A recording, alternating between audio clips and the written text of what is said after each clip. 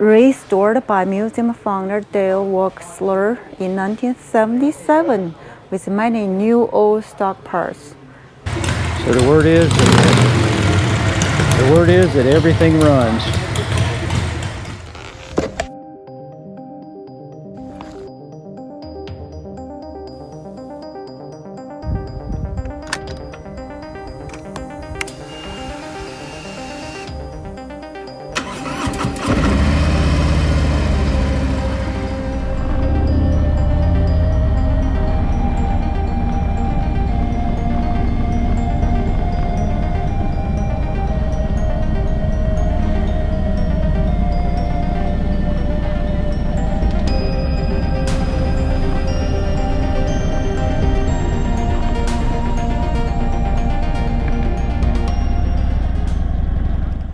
So Roxy and me decided to stop by Wheels Through Time Museum, and what makes this museum so unique is just about everything, if not everything in here, it runs. But one thing I want to just give you guys a heads up, I'm going to go in here, tell Roxy a few things about bikes. I'm an amateur at some of this stuff, so I'm just going to share a few things. If I misstate or talk incorrectly about some of this stuff, you know, leave a comment down below. I'm not trying to profess to be a professional at this or know all the history of the bikes. If there's some tidbits or some things you want to share about this particular museum, leave a comment down below. Tell us all about it. Tell me about some of the things you learned about Dale Wexler when you were here. Appreciate you guys coming along, and if you like what we're doing here on the channel, please subscribe. You know, leave us a comment, give us a thumbs up. We'd appreciate it. Thank you. Old motorcycles. Who is the king of the old motorcycles? Well, me and Roxy, we decided to stop off at the Wheels Through Time Museum today. And I've been here a couple of times before, but I wanted to show it to Roxy. It's always a fun place to come see some antique motorcycles, very classic. I know Dale Wexler set this place up several years ago, and I believe he's passed away now. I think his son manages the facility now. But anyway, it's a really cool place to see a lot of antique and classic Harleys, and a whole lot of other stuff. All right, let's go check it out. Oh, Dale Wexler. Right, Dale Wexler, he the passed. The king of the old motorcycle. That is really, you know what that looks, it looks kind of like, you know, the Royal Enfield tried to copy that a lot. Remember Yeah, when we were in India? Looks like that. Wow, that's awesome. It's an Indian. Yep. Well, Indian. This is just a taste of it. Let's go on in and check it out.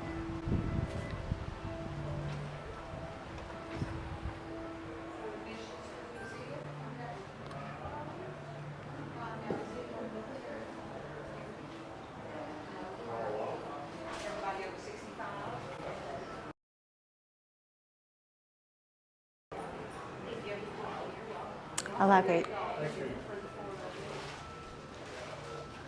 We can do it. I think the thing is, the saying is, everything runs. Everything in here they could crank up and run. Mm-hmm. Did you know that? Mm-mm. Well, so this is a perfectly restored 1936 Harley. I guess this is the raffle bike. This is the raffle bike. This is the raffle bike. So you buy a raffle ticket, have a chance to win.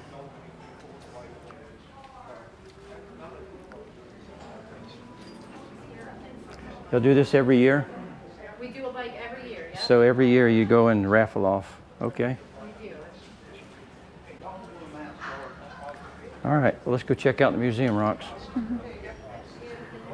So tell me what you think. So we're in the teen section, 1913, and looks like they start off like bicycles, right? Right. Bicycles and motors. And look at the handles, so long, Yeah, flight. yeah, bring it back to you. And the So you can sit up seat, straight. small seat. So there were a lot of competitors back then. There were several manufacturers. Henderson right here. So there's a 4-cylinder Indian. 1931. 1939. Here's a military section. So a lot of these bikes were used in the military, World War II. Really? 1942 Harley. I'd see, that's what I think, the one out front.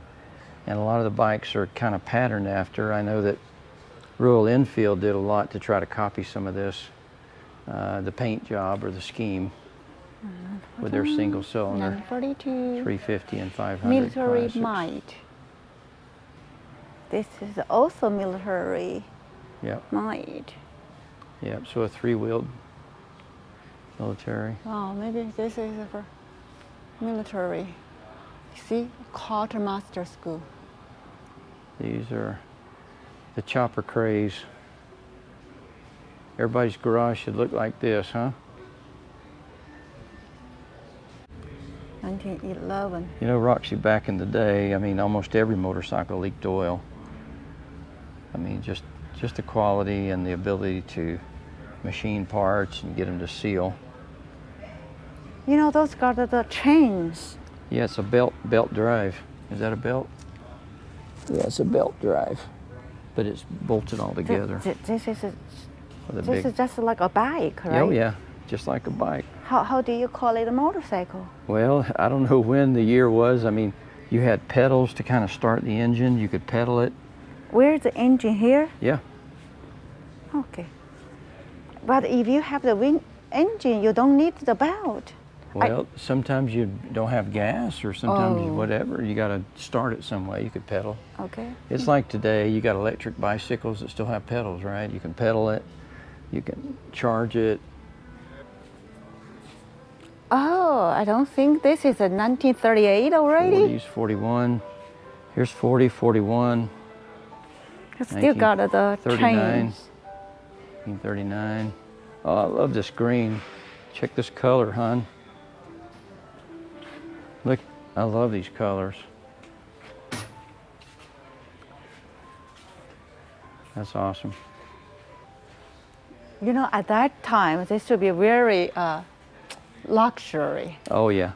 You know, Oh yeah, that's 1947 should be very luxury. yeah, it looks like a luxury bike. But you know, the overall style of the Harley hadn't changed much, you know. The look, the big motor, the V-twin, the big seats, heavy bikes.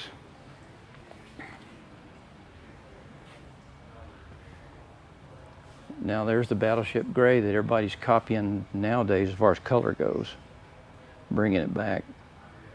There's so much Battleship Gray out there, I'm tired of looking at it. You know, this color, this is a 1945. Right. Now So- it's very popular. That's what I was saying. The Battleship Gray is like 2024. Every manufacturer of every motorcycle and every car and every truck is copying that color.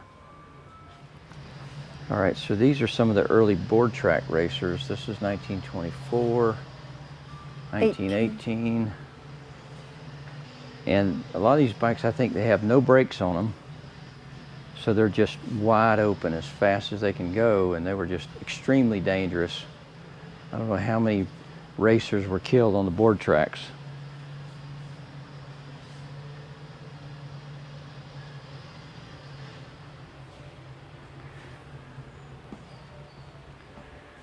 So folks, I'm just trying to share some of these bikes with Roxy, and I don't profess to know all the history related to some of these bikes, so you know, I'm not a professional on this topic, so please share some comments. Tell me what you think as it relates to these things, these board track racers. Any tidbits of history and information, please share them. I'd love to have them in the comments. All right, so we're going to experience it firsthand here, or secondhand through film. Seems like there's all kinds of crashes. And, oh yeah. Oh, the bump together. Oh yeah, super dangerous.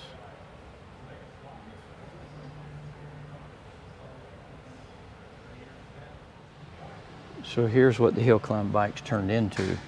Really, really long swing arms and lots of knobby tires and chains on the back.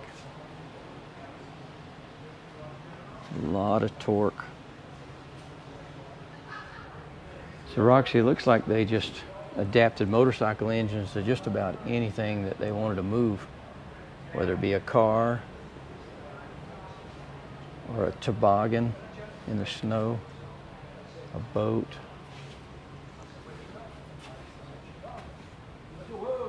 Oh, there's a train car.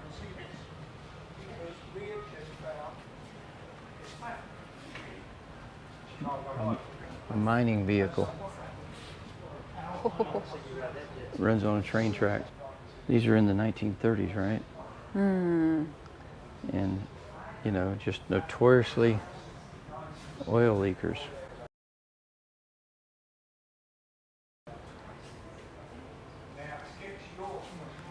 I absolutely love this green color right here.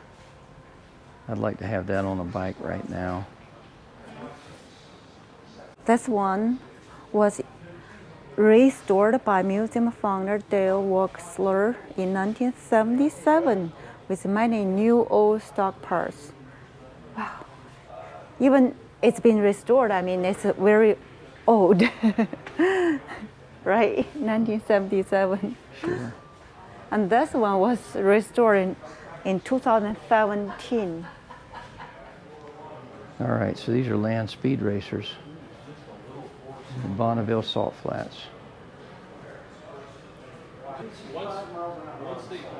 What's his job? What is Dale's. yeah. What did Dale do before he did motorcycles? Yeah. I don't know. We'll have to do a little history on that, a little checkup.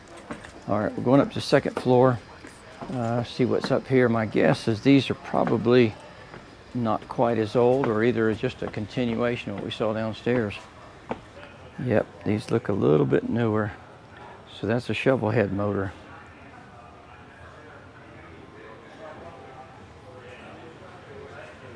All right. So Roxy, this is kind of a predecessor to the Black Pearl shovel head motor, 1972. So Oh yeah, they started to develop similar fairing on the front. It hadn't changed much in 50 years. That's a 1972. As far as the saddlebags, the front fairing, very similar. So that over the years, I mean, technology improved and they changed, but the core design has pretty much followed the same pattern.